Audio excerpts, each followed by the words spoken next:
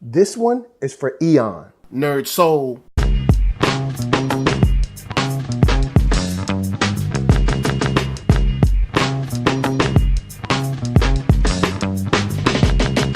Late Ill Kid at OneYoungsta, holding it down, bringing that StreetGeek and NERDSoul. What is up, my people, today? Oh, yeah, we come with another wonderful episode of That's Right, movie reviews, sort of. We're going to talk about movies. This is more of movie reviews on screen and thumbnails kind of jumbled up into one episode, because in my review of The Death of Superman, I was talking about how I liked it, how I liked the characterization of the animated universe as a whole. And Eon001 hit me up and was like, if you could take the animated films or something in that vein and bring it to the live action films, how would you do it? What would you do it? And he listed out some stuff, and I was like, you know what? A lot of us do talk about how much more we like the animated films and how we just, we connect to them so much more and this, that, and the third. So I figured, why not answer his question in a video? So this is how I would merge the DC animated and movie universe. So in this, straight out the gate, there's going to be some movies from the animated universe, live action movie, that I'm keeping, that I'm getting rid of, and that I'm going to skip and stuff like that. So I want to start out with Man of Steel. I really love Man of Steel. I've enjoyed it ever since it came out.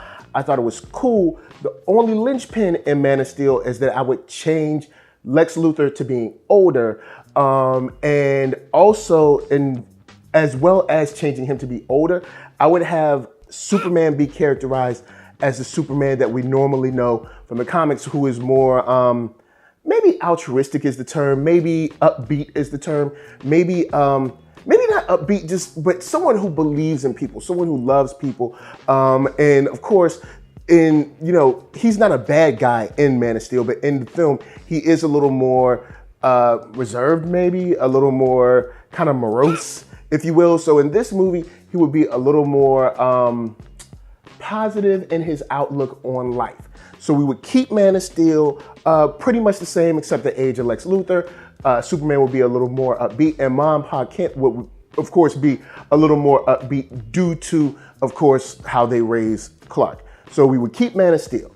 Then we would move to Justice League War. Now, I know that sounds weird, but I'm saying that because during the Man of Steel movie, what I would do is lay down some groundwork of other heroes, seeing him in smaller scenes, kind of reacting to this new alien hero that's kind of now fighting for the world because, of course, Zod came back and he was like, I'm gonna kill everybody, I'm gonna take this planet. So, all these, different heroes are kind of like responding to it, seeing how they can get involved, should they get involved, things of that nature. And when we get into Justice League War, they have to get involved. There's no choice. They got to. There's no reason they can stay away. They have to get involved. And Justice League War would kind of play out almost like it does, of course, in the animated film. The only difference is that, now we only have like the preceding, we'd have to carry in some of the Man of Steel stuff to kind of, make Clark work.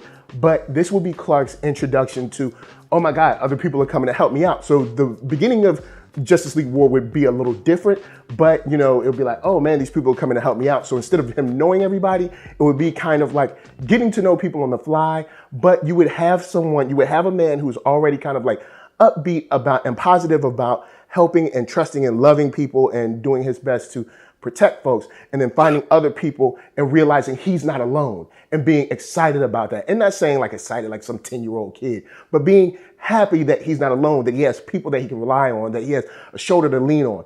And so that's kind of how that would play. But Justice League War would be a lot of fun. I would stretch out a little bit more Green Lantern's role. We'll talk about that later, but we would stretch out Green Lantern's role a little bit more, and get to see a little more of him using his will, him using his power, and not just basic stuff like, a racetrack or something, but you would get, I guess, interesting and intricate ways to use that ring and use that power and use that intellect of his when we come to Hal Jordan, how he would kind of finesse and handle situations. Of course, Batman and Wonder Woman would be there, Flash and all that good stuff.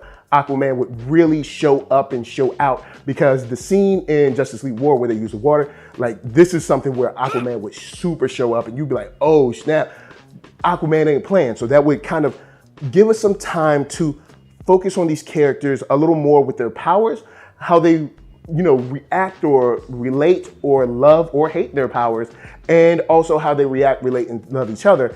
And I think that would give kind of like a snap, to go forward. And I know a lot of people probably wanted to wait or would want me to wait for Justice League, but I think this works with what I got planned ahead. So just stick with me a little bit. I know you probably already hating, but stick a little bit, because Justice League War would be my second film. Now, after Justice League War, we would get into Batman Under the Red Hood, and also Son of Batman. We reference Son of Batman stuff, but we would be talking about, of course, Under the Red Hood, and that would be it. This would be a kind of very personal story, of course, with Batman. It will almost play out exactly like the animated film. Only difference is now that we have the history of Man of Steel and Justice League War behind us. But he would be pretty much just straightforward handling this film, just like he did with Joker, with just Todd, with Ra's al Ghul, Erasure, all that would be basically the same, but we would be able to see a much rougher, a much crazier side of what vigilanteism, I guess, could do to you. Also, we get to see Nightwing. We get to see some of the Bat family come into play. So someone who was more reserved and more kind of like, I don't play well with others, in Justice League War, now we're seeing him open up. We're seeing him be like, oh snap, this dude is actually a person. I don't know if there's a heart there, but there's a little baby heart just beating just a little bit. So we would get more of Batman's life. And I know it sounds kind of weird starting with Justice League, or almost starting with Justice League, but I think getting that snap introduction would help everybody be like, oh man, look at all these cool characters that are here. I want to see what they do in their normal lives. And that would help us get into, our singular films. So, of course, Man of Steel, Justice League War, then Batman Under the Red Hood, but with references to Son of Batman, knowing that he does have, you got Tatiana, is it Talani? What is Rach's daughter's name? I can't remember. Anyway, that girl and Damian. So we got them, we got mentions of them, but we stick basically in Under the Red Hood. Next up would be Wonder Woman. And Wonder Woman would play out basically just like the actual movie Wonder Woman played out, because of course, since it's essentially a prequel, because it happened way long ago, and having kind of Diana tell the story from now, it would basically happen just like that. The only difference is here is where I would have a extra scene either before the film or after the film, kind of setting up the darkness that's been going on, that's been bringing these people together. The darkness that's been like the undertone, if you will, of the series, of these films that has been lurking in the background. And we find out in this case, it's been a couple of machinations. It's been people messing with darker magic, people messing with, the other side, and then also Lex just doing his thing normally, where, there's always some underhanded dealings going on. So Wonder Woman would be almost the same, except of course we're referencing things that have gone on before. So she might be able to throw in a line here, a line there, but it'll be basically her own story with tiny added references here or there, because we want to get to know who Wonder Woman is. And in this case, we kind of got to know. So we keep Wonder Woman and everything would be fine. Now, I know you heard me say that I had like a scene before or a scene after the film, like a post-credits or pre-credits or something like that. And Wonder Woman, here's why. Because my next movie is going to be Suicide Squad, Assault on Arkham. Now, Assault on Arkham, I'm going to take Assault on Arkham and Hell to Pay and kind of merge them together. I'm going to trim the fat from both of those movies, like the things that I didn't like, but I'm going to keep a lot of the stuff that I did. So in this movie, it'll be a little bit longer, but you'll get two missions. You'll get your Assault on Arkham mission, and you'll get your Hell to Pay mission. What this will do is connect Vandal Savage to Lex Luthor. It'll also connect kind of like that other side, that darkness that we've been talking about, that just a second ago, we'll be connecting that darkness into what it's doing, how it's affecting the Earth, how it's affecting the galaxy, the universe abroad, stuff like that, and how they're dealing with it, how they can overcome those things. Of course, we would keep You know what? I actually don't mind the cast of the live action film. I like the Suicide Squad. I'm just not a fan of the movie that they're in. That's why I said the Suicide Squad is like empty calories, because it's like, oh, this tastes good. It's not good for me. So I would keep pretty much the whole cast. I wasn't a super fan of how they use Joker, but the good thing in this is that Joker is like basically, basically the same, I guess you could say, in Assault on Arkham. So Jared Leto wouldn't have to flip his role too much. So you would keep all those characters, but just throw them into these two missions. So there we get to learn these guys. We get to see the other side of vigilantism, heroism, if you will, maybe. There's bad and I guess there's badder. And then you would also get these two different missions that we get to go on and figure out how these guys fit into a world with gods and stuff, even though they have their own powers of their own and their own abilities of their own. How do they clean up the stuff that's below the radar? So you get that, and you get this underlying. Now we get to learn about, the other side, going to hell, trying to not going to hell, all that stuff with, of course, hell to pay. So now we have that darkness, and in a post-credit scene of this film, you would get to see kind of who's controlling the need or the lust for of the one of these artifacts. And we find out that leads, of course, into like Jason Faust, all that stuff, because the next movie is going to be what? Justice League Dark. Now, Justice League Dark is going to pretty much play out exactly like it does on the screen, except I'm pulling back Batman. I'm pulling back Batman a whole lot, because I want, of course, Zatanna, I want Constantine, I want Etrigan, I want them to shine, especially Swamp Thing. He kills it in that movie. So I want that stuff to shine, and I want this whole first, phase one, stage one, whatever you want to call it. I want this first saga to saga, I like that. I like the first saga to revolve around an underlying evil, an underlying darkness that's kind of hovering over the league, hovering over the world, hovering over all of these people and almost controlling some of their movements. And that's what you get at the beginning of the, Justice League Dark film, is that, people are being controlled, possessed, all this stuff. So we get to finally resolve that, see what's going on and why. And we get to watch a situation go on that the regular leaguers, A, don't understand, B, can't really decipher as far as like, how do we attack this? How do we even affect it?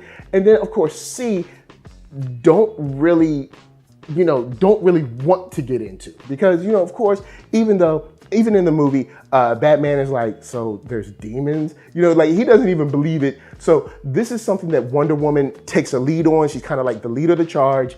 And, well, not the leader, she's kind of like, she'll be the guy in the van or the guy at the computer, because she's in the movie, she's kind of like the one that contacts John Constantine, stuff like that, and gets everything kind of mobilized. Plus, we'll see a lot of work between her and Zatanna, which will be cool too, because we haven't seen Zatanna, so I think that would be great. So that would be my first saga of how I would do the films. I know it seems weird to put these together, but I think this saga gives you a great, diverse look at the DC universe. I think this introduces you to a lot of people that normally you would otherwise never, ever see. And I think that's a good thing, because this pushes you into the realm of, wow, anything can happen here. We've had Man of Steel, so we've seen a man that can fly. We've seen Justice League, we've seen Darkseid, we've seen all these, parademons, weird stuff. We've also seen Batman and his personal human story. We've seen all of these weird things going on. We see Wonder Woman, so we realize, the public realizes how diverse this world, this universe is. And I think that works a whole lot better than what we got. Now, of course, I'm no movie producer. I could be wrong, but this is how I would play the first saga. Now we're gonna get to the second saga in just a second, but of course, first, Cure Brand is gonna help us pay them bills.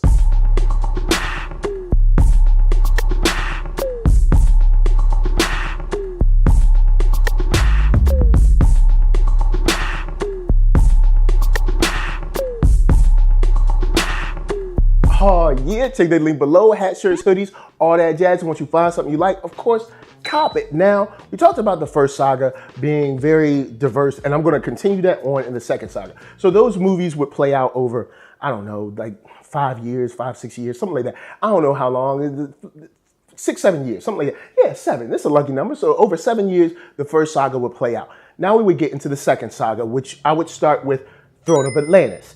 The reason I choose this movie is because we're continuing and getting very diverse in what this world of DC is about. I think a big part of the DCEU that I don't enjoy right now is that we're not seeing the full diverse array of just characters and powers and abilities and worlds that we could see. And I think there's something in all of the movies that different, even cross sections, but different people can grasp onto and enjoy. Like in the first one, we have Man of Steel, we got your fantasy film, we got, you got your supernatural film, all these things. And I think Throne of Atlantis is a great example of a fight for the throne. Game of Thrones, people love Game of Thrones. This is something where it's a fight for the throne. You have a royal family, all this stuff. So it's things that people can relate to, but we get to bring in the Atlanteans and we get to bring in, like Black Manta, all that. We can bring in all these characters that shows another part of a world below our world.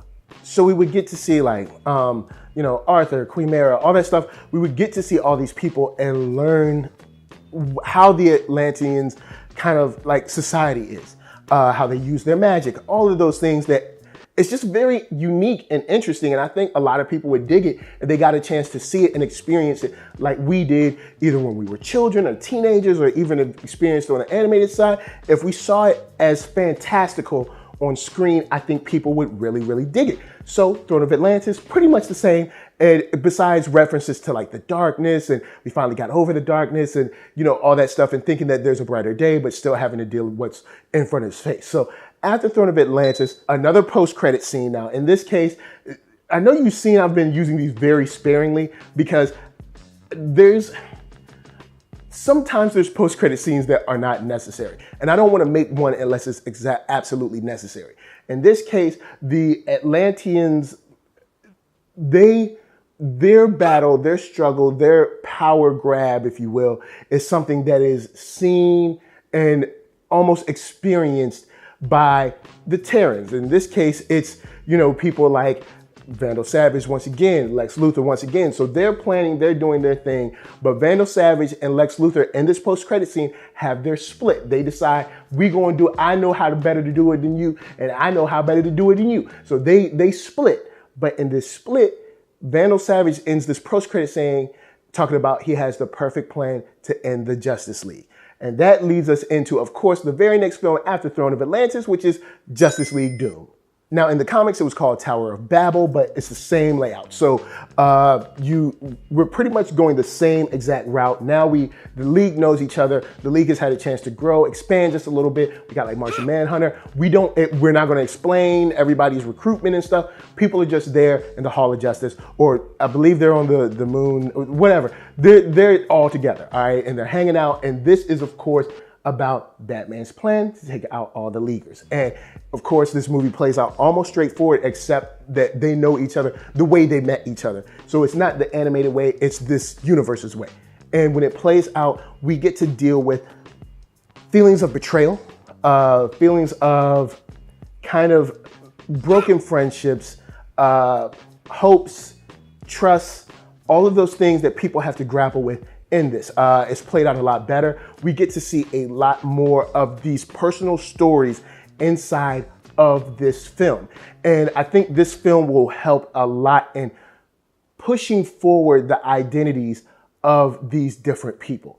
Whether it's Hal Jordan, whether it's Martian Manhunter, whether it's Batman, whether it's, even Alfred, dealing with Batman and how he's done this and how this has been available. We get to see Mirror Master, we get to see Malafa'ak, we get to see all of these weirder, I guess, villains that normally we wouldn't see. And once again, we're diversifying, we're stretching the boundaries of what DC is about, what DC has to offer. And I think one, it's great to show how different and how fantastical and how big this world is, and also how powerful and how how powerful the struggle is between those villains, exterior and interior with our group. Because not being happy with Batman, not being happy with each other, there's a lot that they have to do to pick up their pieces in this to, of course, face the final threat. Now, of course, after this plays almost exactly. So after this, I'm gonna have two movies that happen almost side by side. After this film, I'll have a situation where Green Lantern isn't too pleased with Batman or the League, and he's like, you know what, I'm gonna go spend some time. I gotta go back to Oa anyway, blah, blah, blah. I'm going back, I'm gonna chill. Well, during that time, we're gonna have two movies. The first movie is a Green Lantern movie.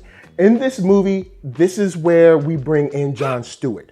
And then we have Hal Jordan kind of like not only relate to John Stewart and bring on John Stewart, but also take his role and kind of step down from it. Because, you know, kind of like pulling him up is like, yo, man, I'm glad we got another, you know, someone else from Earth because I'm done with this. Because, of course, with everything that happened in Doom, he's like, I'm done with this. I don't want to do the heartache, the heartbreak, all that stuff.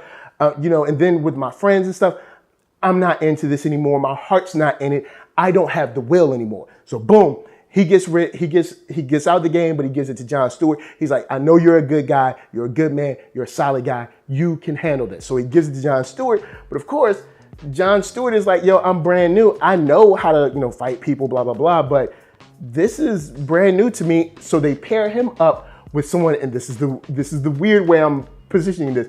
They pair him up with another Green Lantern from Earth, but in this case, he's paired up with a younger Green Lantern, and of course we have Kyle Rayner. So we have the younger guy with the older guy, which is your basic trope, and it works, but the younger guy is the more experienced guy. So we kind of get your basic trope, but with a slight twist of kind of like, you know, stories like The Intern, where you get the old guy and he comes in and teaches the young people something, but then the young people also teach him something. So you get that kind of storyline. So you get a buddy cop story. You get something where it's kind of flipped. It's like Lethal Weapon, but kind of flipped on its head because you have a much younger character teaching a much older character the ropes, but also the older character teaching the younger character. So you get to go through those two things, and it works for better or for worse, you know what I'm saying? But it works for, and when I say for better or for worse, for their relationship. You know, there's some times where they love each other, sometimes where they want to choke each other, but they end up becoming a very good team, and they can fight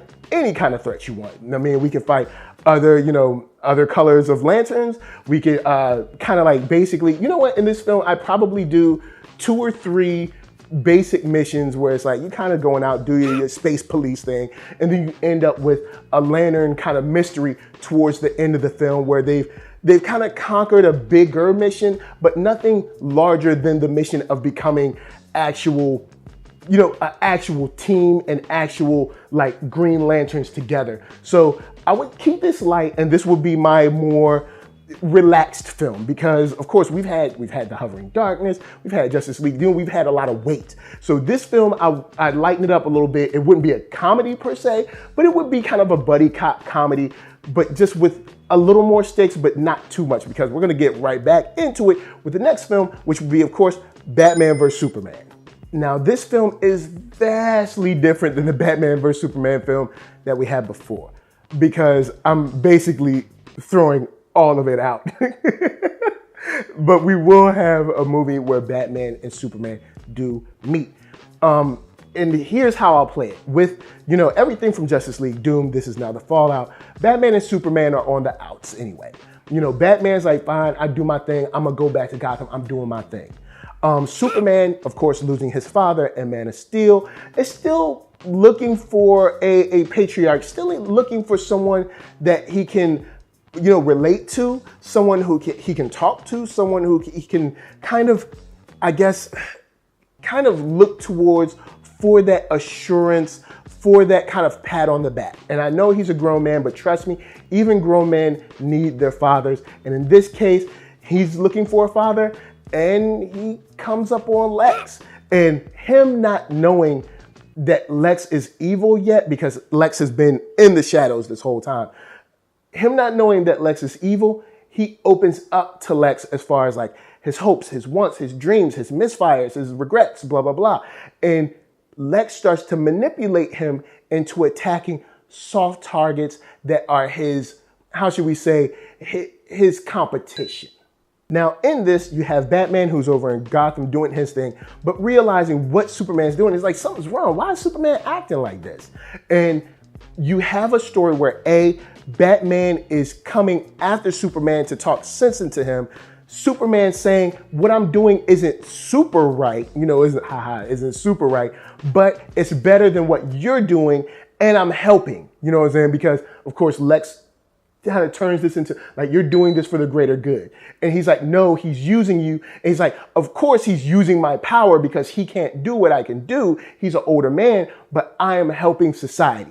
I am doing the right thing for people. So you have that argument from Superman and Lex being like, am I doing right? Batman says I'm not doing right. Batman coming to Superman, them going from argument to scuffle to actual fight to a real fight. And then at the end, of course, Superman and Batman realizing that they're both being played because Lex is not only trying to manipulate Superman into his own weapon, but on the sneak tip, Lex has been buying up all these like competitive companies against Wayne Enterprises. So Lex reveals that he knows who Clark is and he knows who Bruce is. So now you have a situation where you've had this argument between friends that has spilled over and bubbled up into like 2 or 3 fights during this movie. And then of course, finding out that Lex has been not only building his own Injustice League that they're going to have to combat in a second, but we're also realizing that Lex has to go because he knows our true identities. And with that and his power and all of the corporate, things that he's starting to take over, the country loves him. He's doing a great job. We not only find out that he knows both of their identities, he now puts kind of like a hit on them with a bunch of lower villains that are strong enough, but not, strong enough to win, if you will. So they can give them a decent fight, but if they join forces, they can't touch Superman and Batman. So he gives them that fight while he's doing his thing, because this is where we find out not only is Lex doing his thing on the corporate side, but Lex is starting to run for office. And that's how I end off that film. So it's like nobody wins in this film. You get Batman and Superman that come back to grips with each other where it's like, yes, we can be friends. Yes, we can kind of like move forward from here, but we lost because everybody loves this dude named Lex. And Lex seems to just be shining. I don't know if we can ever really topple this guy because people love this guy and he is psycho. After that movie, we got 2 more left for this saga, and this is a longer saga, but by now I hope that, the public is feeling it. They're liking the diverse characters, the weird stuff, all that good stuff. And we get into, of course, Superman, Batman, Public Enemies. So this has been this saga has almost been the fallout of the Justice League and how it's affecting our big 3. The only difference in Public Enemies is that I would bring in a conversation with Wonder Woman about coming back into the fold as the Justice League, because the Justice League has all been like, we're still together, but we don't know about Batman.